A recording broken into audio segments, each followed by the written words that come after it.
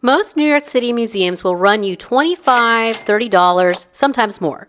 But what if I told you there's a full-on New York adventure with 3 unique stops, 2 free exhibits, and a literal subway museum for just $10 total?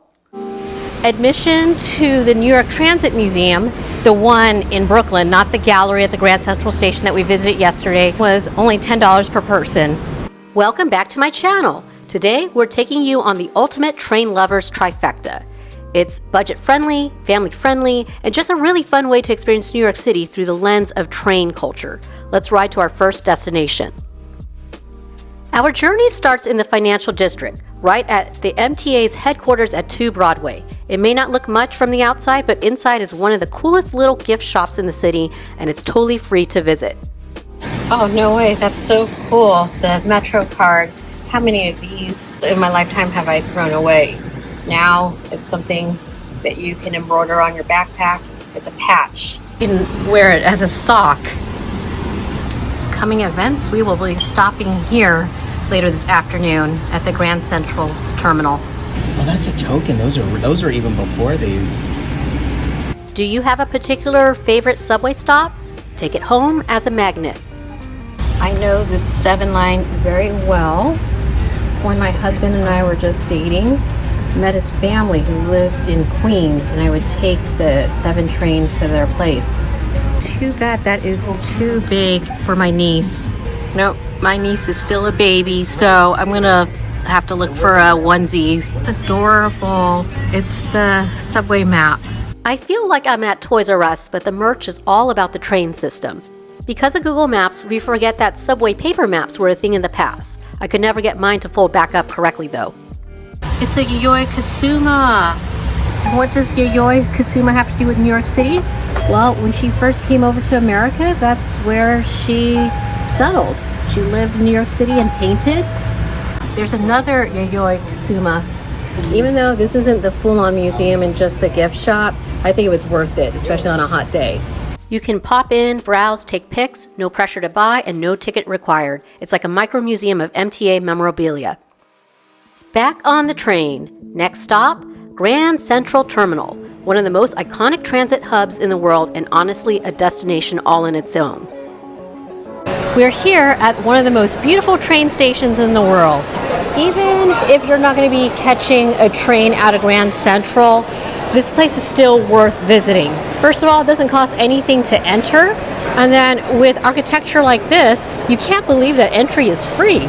Grand Central Terminal is more than just a transportation hub. It's an architectural marvel and a lively center of activity. Its Beaux Arts design, iconic main concourse with its celestial ceiling and bustling atmosphere make it a must-visit landmark in New York City. Beyond its operational purpose, Grand Central offers various dining and shopping options, making it a destination in itself. No matter how many times I've visited Grand Central, it never gets old. It's still beautiful, just like the first time I saw it over 20 years ago when I had to catch a train here up to Westchester County. It's also another way to get out of the heat for a little bit. There's Vanderbilt, gives you a little nod back to those railroad tycoons. But what we're really here for is the New York Transit Museum and gift shop. The main museum is in Brooklyn. However, we're not going to it today because it's closed. It's closed on Tuesday, and today is Tuesday. So we're doing the next best thing, which is to go to Grand Central Station and then visit this smaller version of the museum and gift shop. Yeah. Looks like the exhibit on display features cartoons from the magazine The New Yorker. Even back then, manspreading was a thing and was considered rude. Manspreading is just rude. That's what I mean about New York City. They have so many different unique museums other than the Met, the Museum of Natural History, so we all know about them. Even if you can't get to Brooklyn to visit those museums, you can just come to Grand Central and visit this small version of the Transit Museum. Best of all, entry is free, so a free way to get out of the heat. Normally, I just read some of the New Yorker articles that get featured on the Apple News app, and I didn't realize they had a whole collection of comics. They spoke to the human condition of the humor and frustrations of riding the New York City trains. So true, only in New York City. There were old covers of the magazine depicting the train to more recent covers showing how commuter culture has changed. Oh, this was a powerful cover. Look at the year, 2020. This was just at the pandemic when we had the lockdowns. I can't believe that at one point Grand Central Terminal was empty. The exhibit is small, but it was quite enjoyable to go through. Had a couple of laughs there. Guess we're lucky that we came while they were exhibiting covers and comics from the New Yorker. But who knows what the next exhibit will be the next time you show up to the New York Transit Museum at Grand Central Station. And don't forget, exit through the gift shop. So yes, they have a gift shop just like the one where we were at. If you're thinking about buying a gift, come here. Those iconic yellow Metro cards are being phased out, and I do prefer scanning with my watch over swiping. It's a different day because the New York Transit Museum is open Wednesdays through Sundays. Check the internet for the most up-to-date hours. This time, we are leaving Manhattan to go to downtown Brooklyn. It wasn't a long ride from Midtown Manhattan, and we got to take advantage of the air conditioning on board. 15 minutes later, we're here in Brooklyn. Best of all, the ride was free because we had already gone on 12 subway rides in the past few days. And now the main event. Welcome to the New York Transit Museum in downtown Brooklyn. How cool! The entrance to the museum is like a subway entrance. I mean, I get the joke. This was my husband's idea because he loves trains, don't you? Nope, not going down a subway. We're going into the museum. Oh, this is so awesome. It's like a subway station. And actually, they say the museum is an old subway station, so this all makes sense. Yes, it would make sense that we would end our trip here at the New York Transit Museum, considering that we had spent most of our trip on the trains to escape the heat. There are exhibits on how the tunnels were dug, how the city expanded, how transit kept running during major events like 9/11. How did they build the subway system? As you can see here, there were a lot of immigrants who came through in the late 1800s, which means these immigrants are the backbone, not only to our country, but the backbone to building the subway system. So how do you get from Manhattan to Brooklyn? Well, underwater. It's like a Bugs Bunny cartoon. So kids, don't play with dynamites. So my grandmother, who was Irish, told me once when I was a kid that the Irish are the ones who built the subways in New York. I guess she was right. Immigrants getting the work done. Most people don't stop to think how this intricate subway system was built, and after looking at the photos, you will be amazed by the technical skills and ingenuity that went into constructing it. This is how much they made back then. I know it doesn't seem very much, but they did give us some items cross-compare here. 1915 costs. You can get a hot dog for 5 cents. A few days ago, we paid $6 for a hot dog. And then look, it's an admission to what is now known as Coney Island, the steeplechase, 7 cents. Cost to go see a Charlie Chaplin movie, 9 cents. Now, I think the cheapest movie ticket I could find is like $16 for a matinee. Now you see the subway tile because we're looking at the finished product of these subway stops. There's a very early... I can't get over how the turnstiles have changed over the years. I'm not as small as I used to be, but when I was a kid, I was only about maybe that high. It was very easy for me to just swing underneath and ride the train for free. Yeah, don't do that. That's not cool to fare hop like that.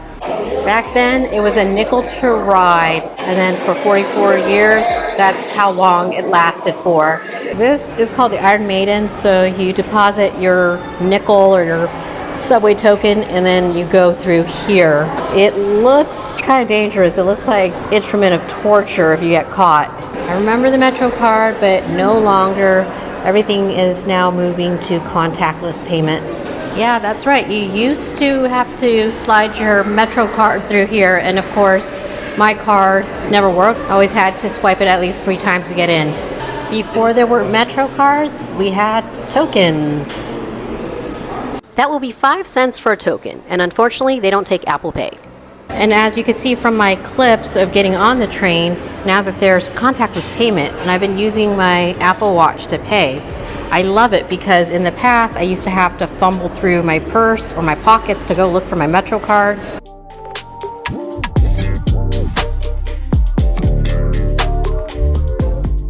When you get on a train, there's all sorts of PSAs and rules on etiquette. This is how they did it back in the day. It was a periodical called the Subway Sun, and this is how they told people to behave on the train. Yeah, even today I've seen advertisements on about getting tested, and it was the same thing over 80 years ago. Man spreading has been a thing since the beginning of the subway. Even in 1939, dinosaurs were a big attraction for the American Museum of Natural History. That's the ad for the old parachute ride at Steeplechase Park on Coney Island. Link to that vlog is below. This museum wasn't just about trains, but there was a section dedicated to buses and trolleys. I'm driving the bus. And no, this isn't a scene from Speed, because Speed happened in LA, and we're here in New York City. They even preserved the old subway signs. Jason's happy because he found the 7 train sign, because he took that going to Queens when he was growing up. Oh my gosh, paper version of the New York Times. I haven't seen that in, well, who knows how long. I have the digital subscription instead. There was a display dedicated to all the workers who make the trains run. New York City trains run 24/7 while the Paris Metro doesn't. Can't get a croissant at 3 a.m. in Paris, but you can in New York City. This is the highlight of the museum. It's all the different models of the trains throughout the years. This is more modern over here. And then we have more of the vintage models of yesteryear.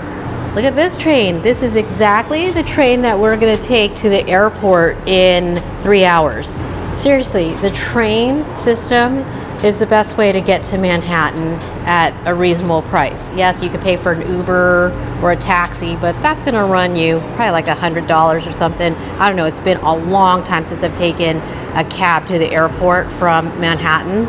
Yeah, you might save on time, but you can't beat the cost of a train ride. I don't know how old this one is. I definitely have never seen anything like this on any of my trips to New York City, even back in the early 2000s. I don't know if you can really call it cushion. It's really hard. It's like a very tough vinyl. I actually prefer the acrylic seats that they use now. How did they stay cool in the summers back in the days? They had ceiling fans, not air conditioning. It turns out that this train is from the 1930s. They had ceiling fans back in the 1930s. Rebuilt in 1947, yeah, it's starting to look more modern.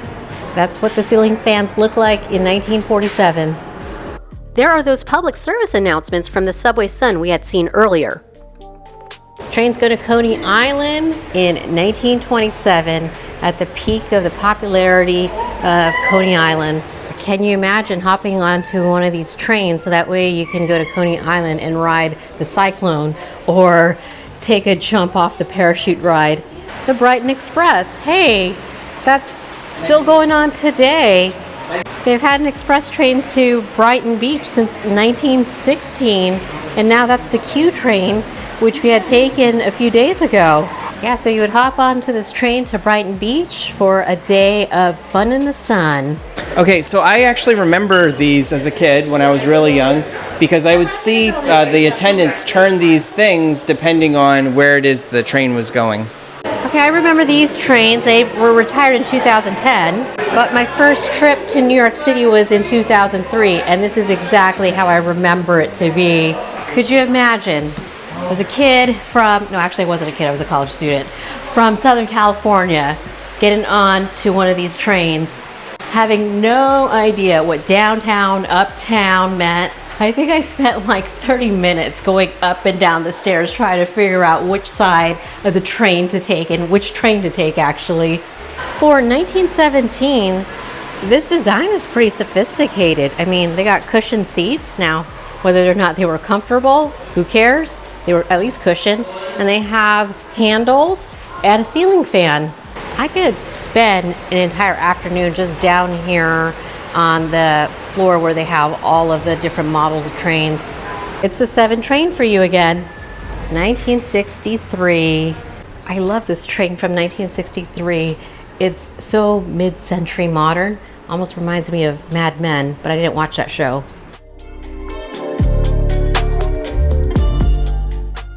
Alrighty, we're gonna end with the very first train, 1904, 1905. This is the Brooklyn Union Elevated Car. I'm just trying to imagine what life was like in 1904. Electricity had just been invented or newly invented, and you walk in and you see all of these lights. Perhaps you're poor living in tenement housing, but now these trains allow you to escape those neighborhoods and settle somewhere else. Or maybe you're visiting, you're getting from one end of Manhattan to the other. Trains not only transport people, but it revolutionized New York City to what it is today. I've never been to New York City and not have taken the train. So if you come to New York City and somehow avoided taking the subway, I don't know what you did with your planning. It doesn't sound right. A reminder that the museum is the decommissioned Court Street station, and hence how they are able to store all these old trains on the platform. This is not a Hollywood set. Time to leave the train station or the Transit Museum. We're gonna go through these old school turnstiles. Still works. Of course, exit through the gift shop. We've already been to the two other gift shops, so this is, I guess, like anything last minute. Doesn't hurt to take another look at the merch. However, instead of these cute teddy bears, I wish they would make them as Labubus with the train number or letter to keep up with the times. They have gifts for people of all walks of life, whether you're a bibliophile, a child in search of a bedtime story, or you collect souvenir t-shirts. For a really unique gift, for the person who has yes, everything. exactly. You can get a grab hold for $40. Just install it in your closet. This is the kind of museum you can geek out over transit history or just pretend you're in a movie set in 1940s New York City. Overall, this was a great way to escape the heat for 2 hours. Not bad for $10. Let's recap the trifecta. Stop 1, the MTA gift shop at 2 Broadway, totally free, full of nostalgia. Stop 2, the Transit Gallery at Grand Central, another free, immersive experience in a stunning station. Stop 3, the Brooklyn Museum, only $10 and honestly one of the coolest museums in the city. If you're a tourist looking for something unique or a local who's never made the trip, this is the kind of New York day that's low cost, super fun, and totally memorable.